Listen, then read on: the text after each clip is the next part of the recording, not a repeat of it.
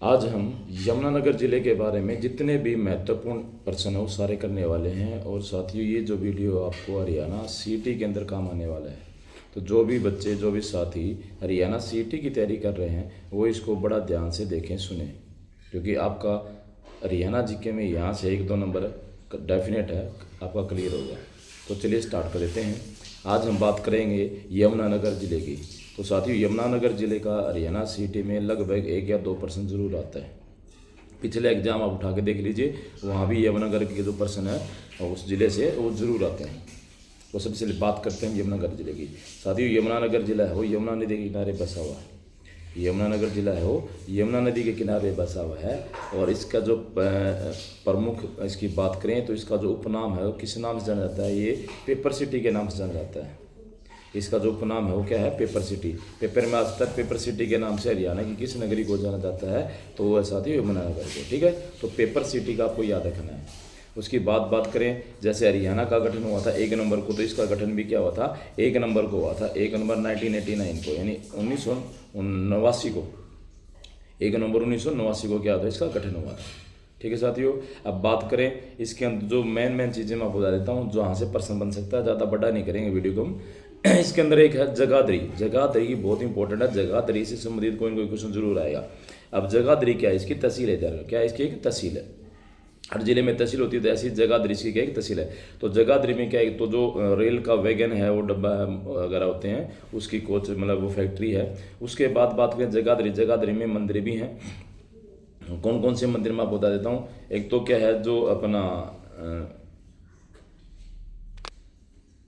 तो बात कर लेते हैं जगाधरी के बारे में। जगाधरी के अंदर 2-3 मंदिर हैं जो आपको बड़े इंपॉर्टेंट है, आएंगे पक्के। ठीक है, पहला है भगवान परशुराम सर्वध्रुव मंदिर, ये जगाधरी के अंदर है। फिर है जो कपाल मोचन मंदिर है, वो भी कहाँ पर है? जगाधरी के अंदर है। ठीक है, और एक आदि बद्रीनाथ मंदिर, ये भी कहाँ पर है? जगाधरी में है। तो ये 3 अच्छे मंदिर थे जो कहाँ पर है? जगाधरी में है। उसके बाद बात करें, जगाधरी को यमुनानगर का जुड़वां शहर कहा जाता है। यानी यमुनानगर का जुड़वां शहर किसे कहा जाता है? वो है जगाधरी, याद रखना चाहिए। ठीक है, अब बात कर लेते हैं जगाधरी के बारे में। तो जगाधरी एक तहसील है और तीनों मंदिर एक बार देख लेते हैं। पहला है भगवान परशुराम सर्वध्रुव मंदिर, उसके बाद है आदि बद्रीनाथ मंदिर, और जो हमारा जो लास्ट है जगाधरी का, वो कौन सा है? वो है पंचमुखी हनुमान मंदिर।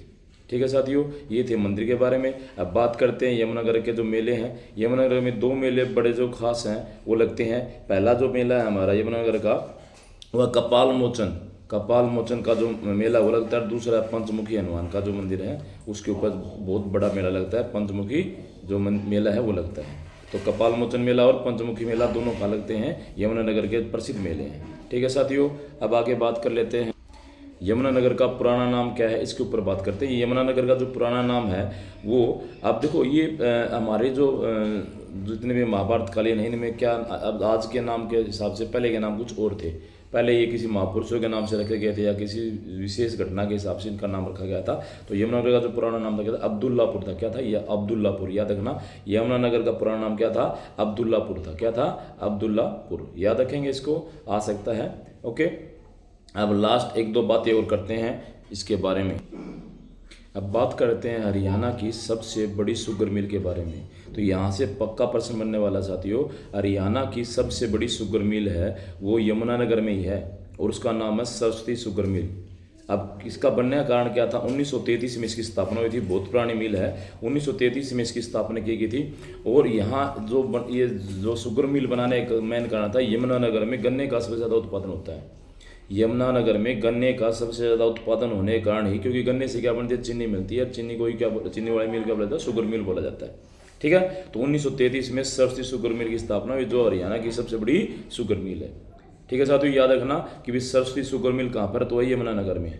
ठीक, स्थापना हुई थी 1933 में, हरियाणा की सबसे बड़ी है। और साथ साथ यमुनानगर में गन्ने का भी सबसे ज़्यादा उत्पादन होता है। ठीक है साथियों, अब बात कर लेते हैं हरियाणा का चेरापूंजी किसे कहा जाता है? चेरापूंजी मतलब एक भारत में जगह है जिसमें सबसे ज़्यादा वर्षा होती है। ऐसे ही एक हरियाणा की जगह है जिसे हरियाणा का चेरापूंजी कहा जाता है, वो है साथियों छछरौली। और वो छछरौली कहाँ पर? यमुनानगर में। ठीक है। तो हरियाणा का चेरापूंजी किसे कहा जाता है? छछरौली को कहा जाता है। और छछरौली कहाँ पर है? यमुनानगर में। ये बात आपको याद रखनी है, ठीक है साथियों।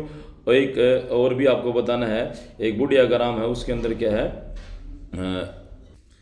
आगे चर्चा कर लेते हैं। यमुनानगर के दो प्रसिद्ध मेन चीज़ें हैं, एक तो अथनी कुंड बैराज कहाँ पर है? यमुनानगर में। और कालेश्वर वन्य जीव अभयारण्य भी कहाँ पर है? यमुनानगर में। दोनों इंपॉर्टेंट है, अथनी कुंड बैराज और कालेश्वर वन्य जीव अभयारण्य, दोनों ही कहाँ पर है? यमुनानगर में है, ठीक है साथियों। एक इसमें जगह है मुस्तफ़ाबाद, और मुस्तफ़ाबाद का नाम बदलकर हरियाणा सरकार ने सरस्वती नगर कर दिया गया। याद रखना कि भी किस नगर का या किस जगह का नाम बदलकर हरियाणा सरकार ने सरस्वती नगर किया गया है, तो मुस्तफ़ाबाद नगर का नाम बदलकर सरस्वती नगर कर दिया गया है, हरियाणा सरकार के द्वारा किया गया है, ठीक है साथियों। अब उसके बाद बात कर लेते हैं आगे। जो मछुआरों का स्वर्ग है वो किसे कहा जाता है? मछुआरों का स्वर्ग कहा जाता है अथनी कुंड बैराज को। अथनी कुंड बैराज कहाँ पर? यमुनानगर में है, ठीक है। तो याद रखना, मछुआरों का स्वर्ग किसे कहा जाता है? अथनी कुंड बैराज को कहा जाता है। ये कहाँ पर? यमुनानगर में। दूसरा पॉइंट सबसे इंपॉर्टेंट है, सिखों की कैपिटल किसे जाता है? सिख में सरदारों की राजधानी किसे कहा जाता है? वो भी यमुनानगर में है, लोहागढ़ उसे कहा जाता है, ठीक है साथियों। अब बात कर लेते हैं फिल्म स्टार की।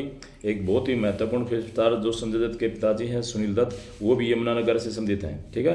तो जो प्रश्न आ सकता है कि जो संजय दत्त के फादर हैं सुनील दत्त, वो किस जिले से संबंधित हुए हैं? यमुनानगर से।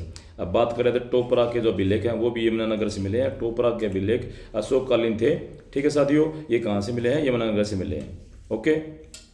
तो ये था आज का वीडियो। अगर आपको अच्छा लगे हो तो इसको शेयर करें और पेज को फॉलो करें साथियों। जो भी बच्चा हरियाणा सिटी तैयारी कर रहा है उसके लिए एक जिले का पूरा निचोड़ था, और ये यमुनानगर जिला अगर आप इसको देख लोगे, सुन लोगे, तो आपके लगभग सारे क्वेश्चन क्लियर हो जाएंगे। Thank you for watching this video.